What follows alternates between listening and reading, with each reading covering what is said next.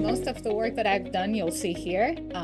That's more relevant. And if you have any questions, please feel free to interrupt me as well. I don't mind answering. So nothing to disclose. So my research overview, just for those who don't know me, again, I do cardiovascular disease and chronic kidney disease prevention and management. Some research areas that I've done before include ambulatory blood pressure monitoring and clinic blood pressure, comparing them, chronic kidney disease and social determinants of health, inpatient hypertension, pragmatic trials, and I've used anything from cohort studies, EHR data, randomized trial data, and census data.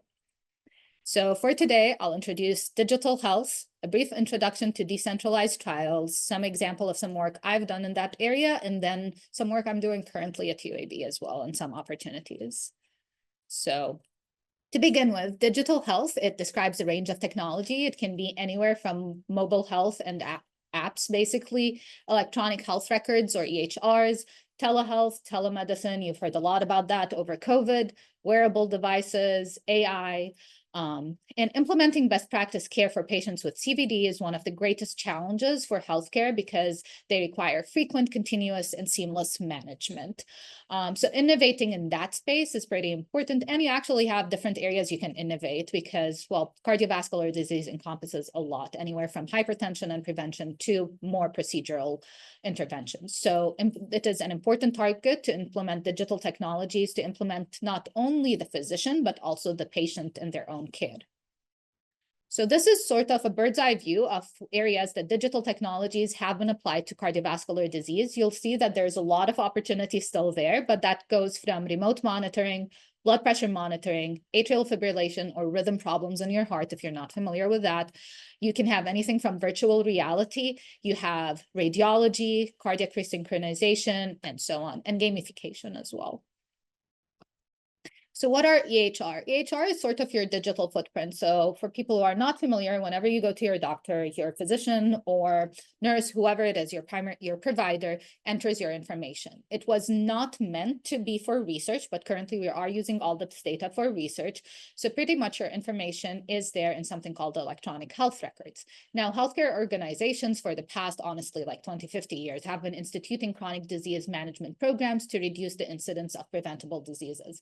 It's better for the hospital, the healthcare system, if their patients or their population do not get re-hospitalized all the time for the same condition specifically, especially if they can be preventable.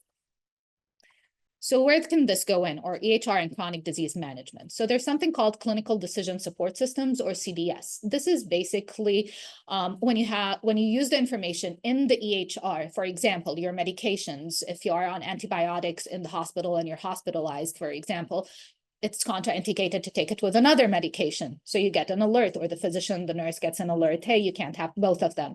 Or something more complex. You have a patient who comes in, they're not on all the therapies that they should be on, and you're like, hey, you should actually prescribe this medication. Their lipids are elevated.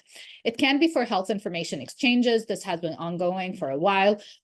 This is a closed circuit currently. So for example, there are different platforms in which your EHR is in. So you have something called Cerner, Epic, the VA has their own system, private clinics have their own system.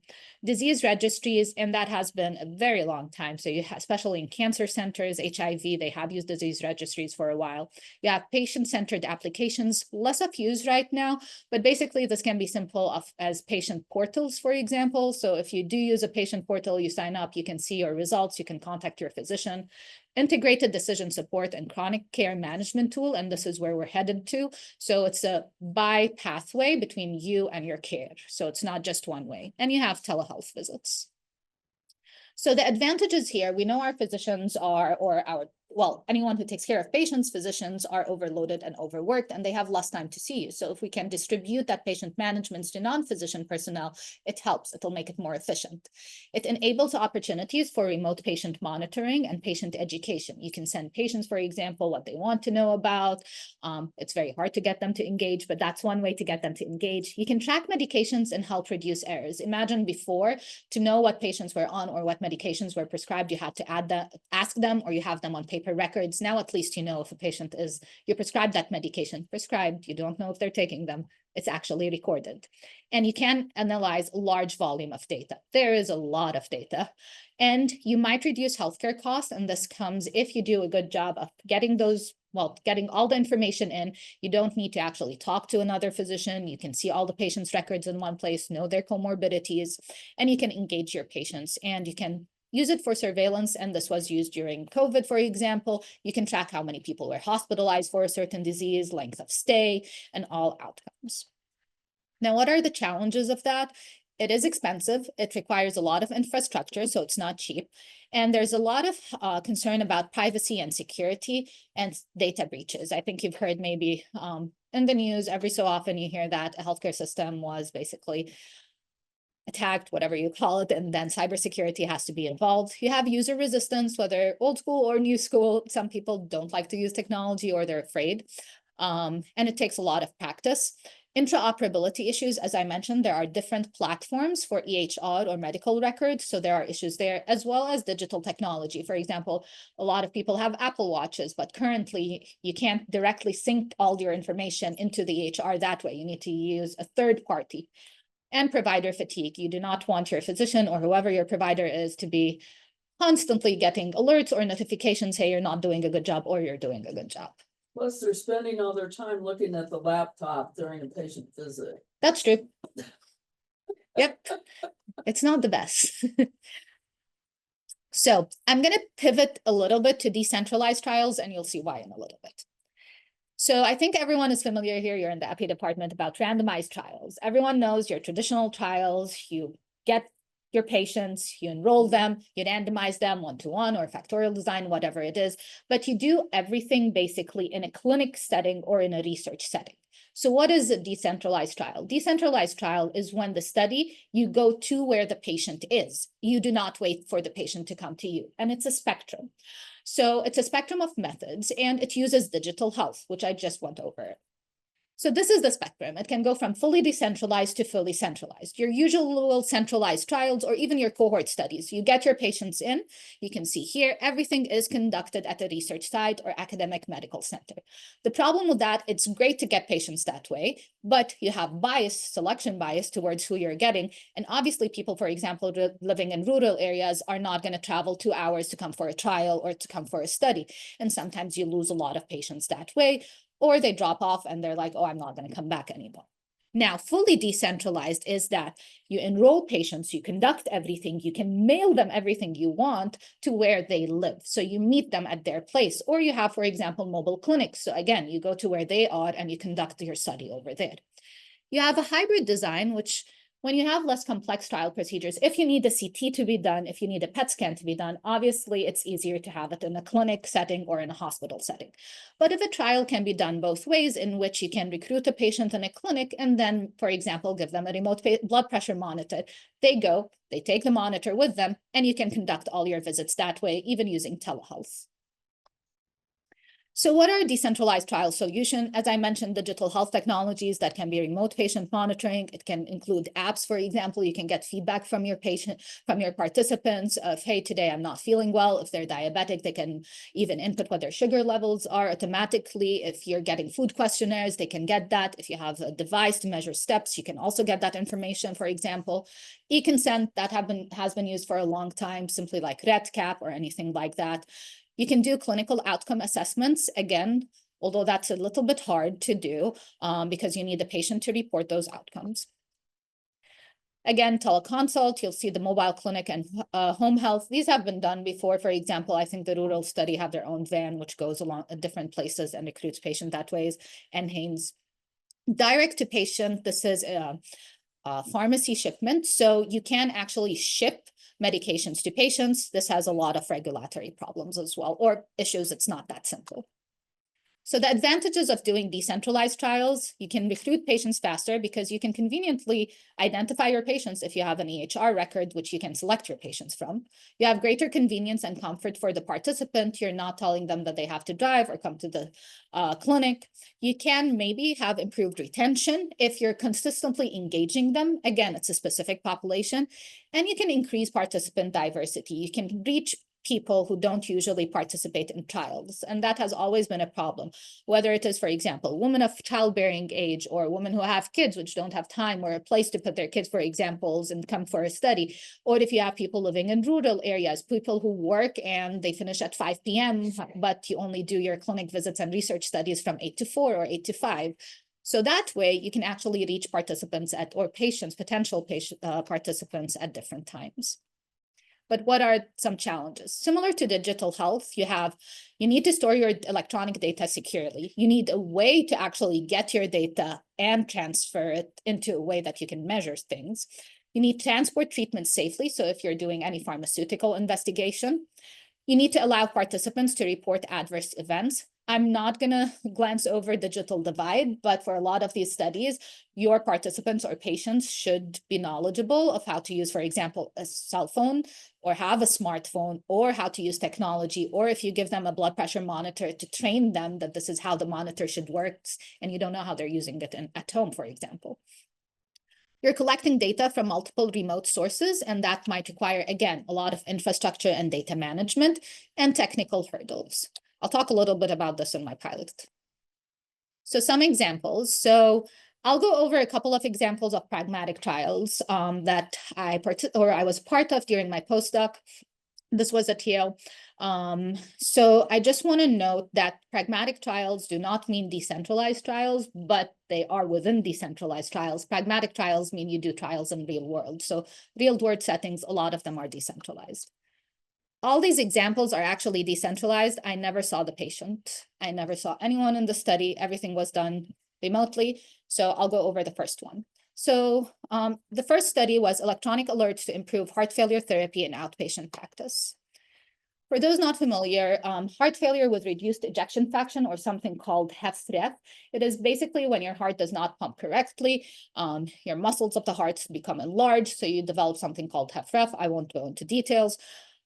Usually you have 4 guideline recommended therapies for HFrEF, and if you are on all 4 of them, your mortality rate decreases by 73%. However, the uptake of those therapy, both singular and in combination, is less than ideal.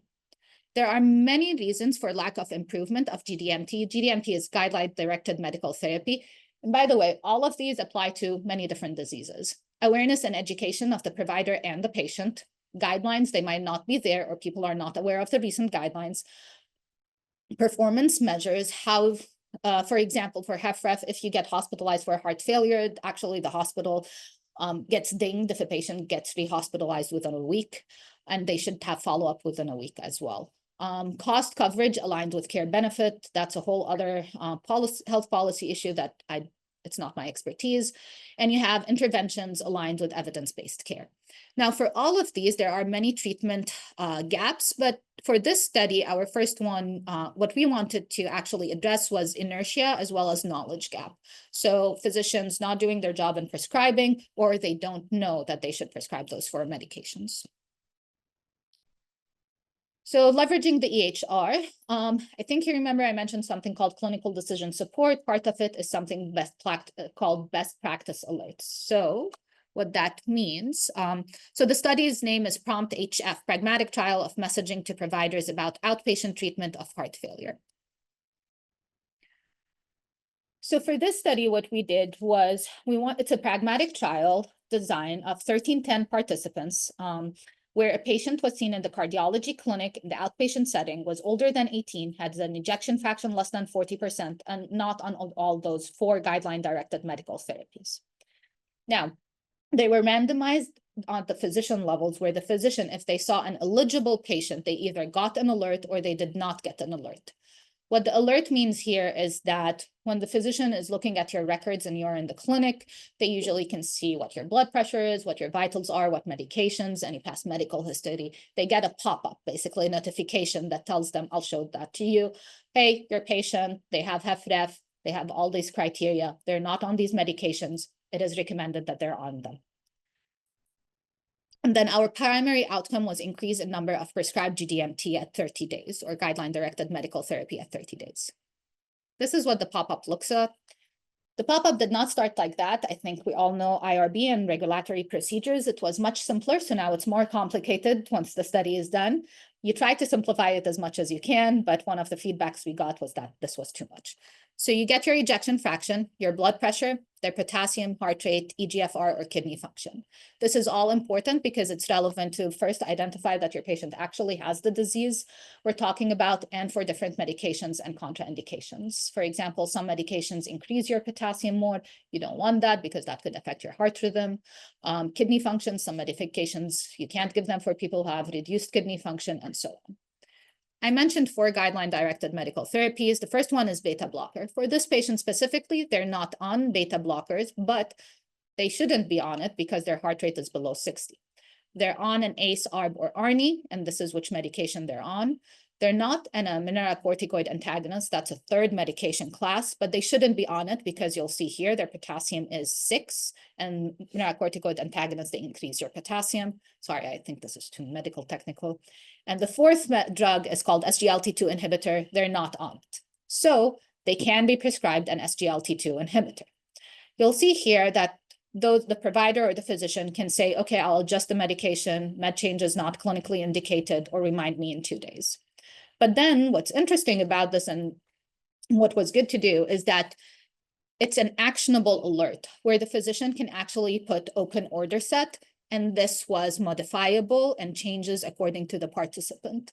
So in this case, the patient that I just showed you, the physician won't see any of this. They'll only see this part, the SGLT2 inhibitors. And at that point, only Farxiga was approved for that indication. That's the medication generic name.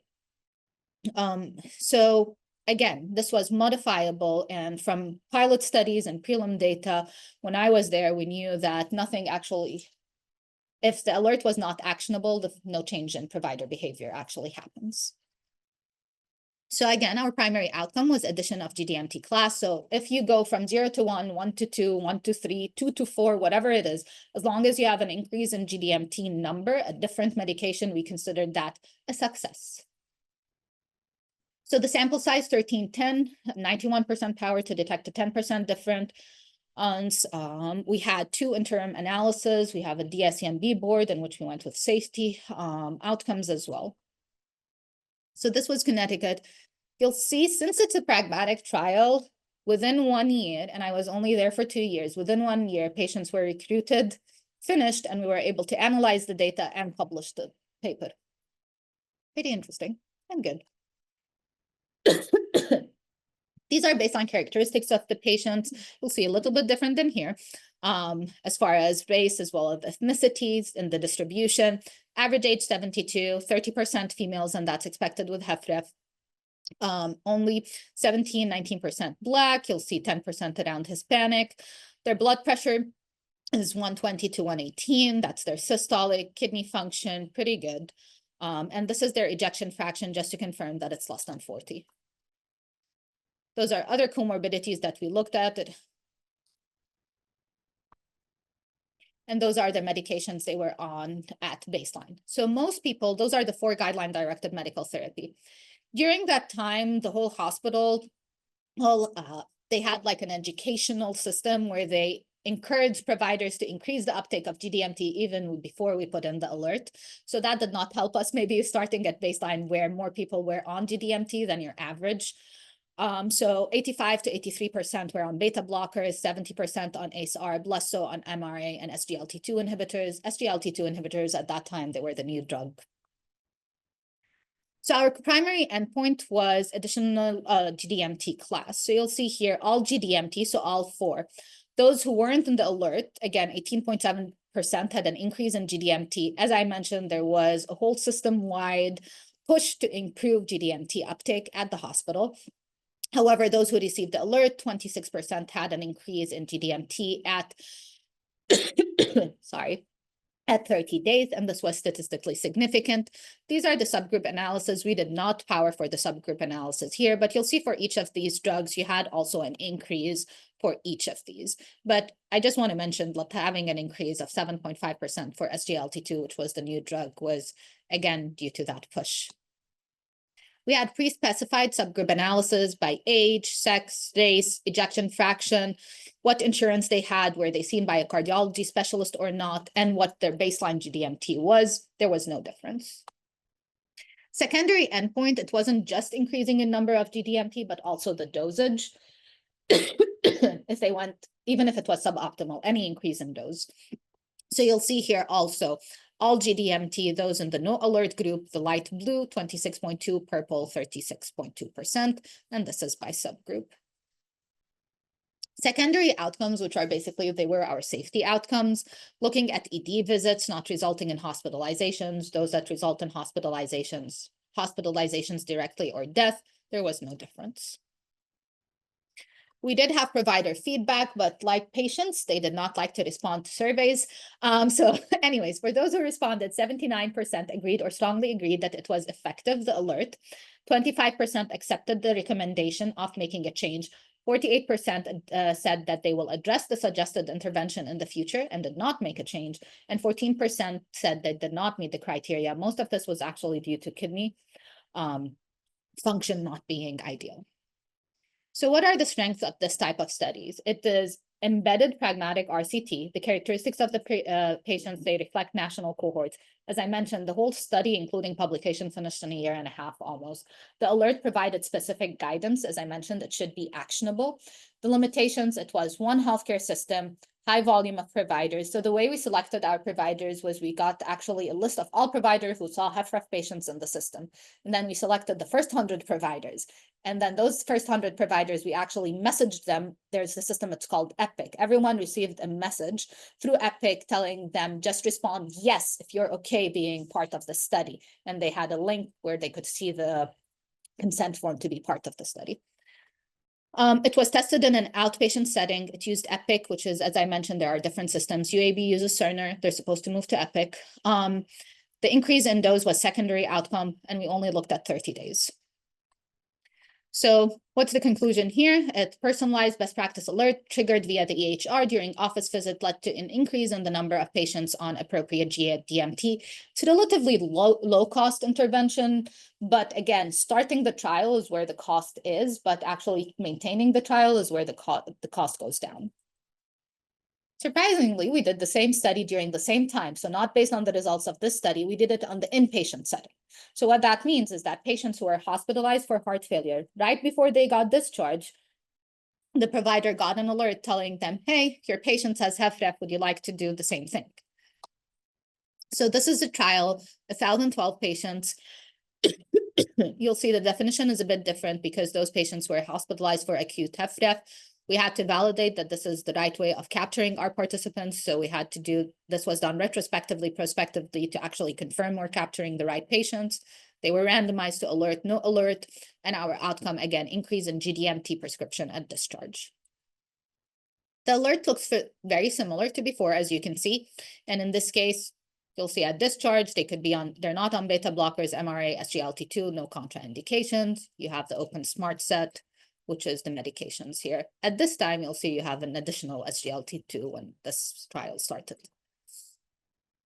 Anyways, I'll bypass this. Baseline characteristics of the patients, fairly similar. Again, this is your standard HFrEF population or acute heart failure population. You'll see in the initially, most patients, again, were on beta blocker, ACE, ARB, ARNIs, and less so on MRA and SGLT2. And most participants, patients in the hospital were on 1 or 2 GDMT. However, unlike the outpatient setting, there was no difference in the number of GDMT prescribed at discharge. So this alert was, not going to say failure, it did not work in the inpatient setting at discharge. You'll see here, addition of GDMT class, there was no difference. The red is the alert, the blue is the no alert. You'll see here by class. Here, when we looked at GDMT addition, increase in dose or switching to an evidence-based medication, also no statistical difference. This is just another plot looking at what the most common medications were. I'll bypass this. Pre-specified subgroup analysis. You'll see there was no difference by age, sex, race, ejection fraction, again, specialty, physician versus APP or advanced practice provider, insurance, the number of GDMT, or some of the characteristics being on diabetic or not diabetic, and what your BNP level was. Those were the secondary outcomes, and those were at 30 days. Again, those were our safety outcomes that we looked at during the DSMB meetings. So emergency department visit, hospital readmissions, and inpatient mortality. Just want to note that there's a lot of hospital readmissions. So what's the strength of this study? It's entirely embedded. Again, same as before, we enrolled, finished the study in less than a year. Again, publication within a year and a half. So you were able to enroll all of the participants, look at the outcomes as well. What we learned was that the provider might learn from previous alerts. They did not assess post-discharge outcomes. We increased the dose was a secondary outcome. Now, what are the reasons for the results here being different is that we're doing this at discharge. A lot of physicians, we interviewed them, they were afraid of making any changes at the time of discharge because what if the patient did not come back for follow-up? If you increase their medication, their blood pressure, let's say, drops significantly, they're hypotensive, they go to the emergency department, then this is a side effect. So you don't want them. So they preferred following them up during a patient visit. Maybe the timing of the alert was right before discharge. Maybe that timing should have been done during hospitalization and optimizing the treatment when a patient was hospitalized and not at the time of discharge. Those were some ideas, but we're not sure why. Another one, they might have had a lot of EHR alerts and during the hospital, for example, the alerts for any infectious disease issues, for example, antibiotics or so on, they're much more common than the outpatient settings. So what usually happens is you just dismiss the alert. On diffusion of responsibility, many physicians, different specialties take care of the same participant. So at some point, if a non-cardiologist is seeing that patient, they're like, okay, their cardiologist will take care of that. Or if the patient has kidney dysfunction, they're like, okay, then their nephrologist should take care of that. I'm not dealing with this. Now, a similar study, you'll see it was basically at that time during my postdoc, there were a lot of trials, the same idea was going on. This was for lipids, so for patients who have very high ASCVD, so they are very high cardiovascular risk, and they have high lipids, and they were not controlled. So for that, for this study, it was on the outpatient setting. Patients, again, it is an alert. You recruited them, you intervened. This is the intervention at the provider level, the control provider. You showed them the alert or no alert, and you looked at the outcome assessment, which is increase in improving lipid therapy. So we included anyone older than 18. They were in the outpatient setting, very high risk ASCVD. Their LDL is more than 70. And here you'll see the exclusions. This was the alert similar, but you'll see here, it was either intensify statin therapy or adding ezetimibe or adding a PCSK9 inhibitor. Those are three different methods of improving your LDL. The primary outcome was, again, any intensification. So any of these, if these were done within 90 days, we considered that a success. This is how it looked like. Again, it's actionable. All the providers were able to open the smart set. So high intensity statins, again, they were different options, alphabetical order. Ezetimibe, it's only one. PCSK9, you have more than one option. We also included follow-up labs at 90 days to add a lipid panel. Again, surprisingly, there was no significant difference here, but you'll see there is sort of an increase if you look at those in the alert group of increasing in lipid lowering therapy. 14.1% compared to 10.4%, but when you adjust and you look at it, there was no significant difference. When you looked at statin, there was an increase, again, an increase in ezetimibe and an increase in PCSK9 inhibitors, but providers, this is expensive, by the way, both those medications are very expensive. When we looked at usual care and at 90 days, you'll see here, we divided them of each of those different classes. Again, barely any difference between both. There is some difference with ezetimibe, but again, similar difference when you look at usual care versus alert. Now, what we did here, we did a sub-analysis. This was not specified. This was post hoc. We only included, so out of the 1,000, you'll see we only included less for the alert group, 542. So those are for the physicians who did not defer. They actually interacted with the alert. So if you only include people who interacted, the physicians who interacted with the alert, you see a significant difference. Again, this was a post hoc analysis. We can't base our results based on that. But what this shows us is that maybe we need to engage more physicians, have it to better weigh the alert so they're actually responsive to the alert. Because if they're responsive to the alert, then you will be able to see a positive change. So next steps could include targeting patients' PCP instead, remove completely the defer and not have it as an option. Repeated targeted alerts, but this is most likely to annoy providers, and maybe just starting with education. So all of this work was done during my postdoc. Now I'm going to switch gears to what I'm doing here at UAB, and I might finish early, and that's okay. People can get their day back. So this is the pilot that I actually got from the Forge Ahead program. It's related to post-emergency department discharge clinic telehealth program for patients with uncontrolled hypertension. So this can be considered sort of a hybrid design of a decentralized trial. I'll explain a little bit in a little bit how this works. So hypertension affects 47% of US adults. Its prevalence is higher and blood pressure control is lower among Black adults, people with no insurance, no usual healthcare facilities.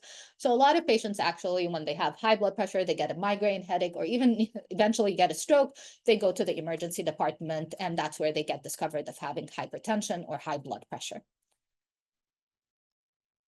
Now, the studies that have tried to improve hypertension at discharge from the ED, other studies have tried to do that, so this is not the first one, but they had small sample size, low retention rate, no control groups. They only included one racial group, and to be honest, it was mostly white. And so there are a lot of limitations for these studies. And successful interventions to improve blood pressure have included pharmacist-led hypertension management. So when you include also a pharmacist to help with the patient blood pressure management, as well as remote blood pressure control. Like to pivot and say UAB does something great, which other places do not have, which is an ED post-discharge clinic. So what that means, for people who come to the ED and don't need to be hospitalized, they have a post-discharge clinic. And this is specifically for people who don't have insurance, don't have a primary care provider. They are seen within 3 to 7 days, and honestly, on an average of 4 days at an ED post-discharge clinic. And this is where the study is taking place, is that we wanted to recruit patients who are seen at the EDPDC and have high blood pressure. This is how the characteristics of those patients. And at that time, I was able to get characteristics of 314 patients seen, 54% female, 50% Black, 7% Hispanic, 39% have no insurance or use financial assistance or Medicaid. Blood pressures above 130 and below 160, 38%, and even the diastolic being high around 50%. So the aim of this pilot was first to see if it's feasible, and I'll go over what the pilot is it accessible, and look at blood pressure reduction. So before I delve into it, we wanted to recruit people who are older than 18, have elevated blood pressure, and you'll see the cutoff is 160 over 100, and this is honestly for safety. We did not want to include people who had a blood pressure above that because most likely they have a greater likelihood of experiencing a cardiovascular event, and for, well, regulatory reasons, we did not want to be responsible for them. It's only 24 patients, 12 patients randomized to the intervention, 12 to the usual care. So we have a study coordinator. She goes to the clinic and she recruits participants there, and they receive a blood pressure monitor. It's a remote blood pressure monitor. She'll explain to them how to use it. They're supposed to measure their blood pressure twice a day, 3 times in the morning, 3 times in the evening for 12 weeks, so 3 months. They do receive money. I'll get back to that. Every week, they have the telehealth visit with a pharmacist, as well as with the physician during the first visit. So they get enrolled. Their first visit is with a pharmacist as well as a physician. They'll go over their blood pressures, their medications, and if they have any medication changes, they'll be given then. They do ask them if they have any issues of obtaining the medication, the cost of the medication, or measuring their blood pressures, and they can actually advise them. Now, just to say that we've done a lot here at UAB as far as getting things streamlined. So now I'm able to get the blood pressures from the device to Cerner to REDCap and get it summarized. So when the pharmacist looks at the blood pressures, they do not need to go to Cerner. They have it all, the system is in one place in REDCap. I don't have it here, but they see the blood pressure measurements, their average over the past week. They can click on it and they'll see each blood pressure that the patient has taken. They have a script that they have to follow, and basically all of the questions and the answers they have to answer are tracked based on that script, and we're able to automatically move ahead. We have 2 of our patients, actually 2 of our participants next week in the intervention arm. That'll be their last week of the study. And then the physician and the pharmacist both communicate honestly through text because it has been a hassle through Cerner for them to communicate. So the physician usually approves or disapproves of any changes the pharmacist wants to make. I have 2 pharmacists on board, 2 physicians on board. And just so you know, we already have 1 loss to follow up. So I have 7 participants in the intervention and 7 participants in the usual care. And as the case with pilot studies, you learn a lot. They changed how the EDPDC functions now. So it's not manned anymore by hospitalists. Now it's manned by endocrinologists, family physicians, and the cardiologists have left the building. So we're struggling recently to recruit patients, but it's okay. We had 1 patient who completely disappeared with the blood pressure monitor. So yay. We budgeted for the blood pressure monitors in case like that happens. So we're paying full price for them. So it's pretty expensive. Yes, a lot. You learn a lot. We also did subjective interviews with UAB stakeholders, as well as patients themselves seen in the EDPDC. We have 12 interviews already done, and we're hoping to do that at the end. But my hope was to finish the study and recruit everyone by December. But given now that our recruitment rate went from 2 per week to 1 or 0 per week, I don't think we're going to finish before next year. But you learn a lot. So the next study here, this is the UAB ADAPT study, and I'm doing this with some of my colleagues in nephrology. So this study was funded again by UAB Medicine. It's a pilot study. It is actually to create a system where you can select patients who are eligible for trials. So instead of having a coordinator go over the chart, you can automatically select your participants who might be eligible for trials. This one is specific in critical care medicine and patients with sepsis. So our goal is to develop a dashboard that facilitates multidisciplinary and adaptive clinical trial implementations at UAB. This is how this looks like. So we're aiming to gather information from demographics, past medical history, vitals, lab, real-time status of patients, and creating sort of this dashboard, which you see here, where if you have a study and you want to select your participants, you just select their age. Do they have any comorbidities? Do they have diabetes? Their SOFA score, which is their sepsis score, other variables, and this will simply pop up a list of eligible patients that you can recruit for a study. This is the next step. Currently, we're at this step, and this is what I'm actually responsible for. We're doing a risk stratification model where we can identify high-risk patients, which is another way of recruiting patients into a study. So we're getting it's supposed to be dynamic, but we're struggling currently with the current EHR system of getting real-time data and getting that EHR data automatically populated so you can get this alert or you can get this phenotype very quickly. Currently, it's retrospective, so there is a time delay. Something we can work with. I know in Epic, which is the different system, I've seen this work prospectively in a different type of setting. And we're supposed to, one way to do this is we can do mortality risk of patients. So the next step is to expand this and apply for a bigger grant where we can use this dashboard to conduct adaptive trials. So next steps, collaborating, having a bigger infrastructure for digital health, as well as maybe decentralized trials, using pilot data to submit to NIH grants or AHA grants, connect with stakeholders. And one idea that last time I was talking to them, they're like, what about insurance companies? And build digital health tools here at UAB. And that's all I have, so thank you.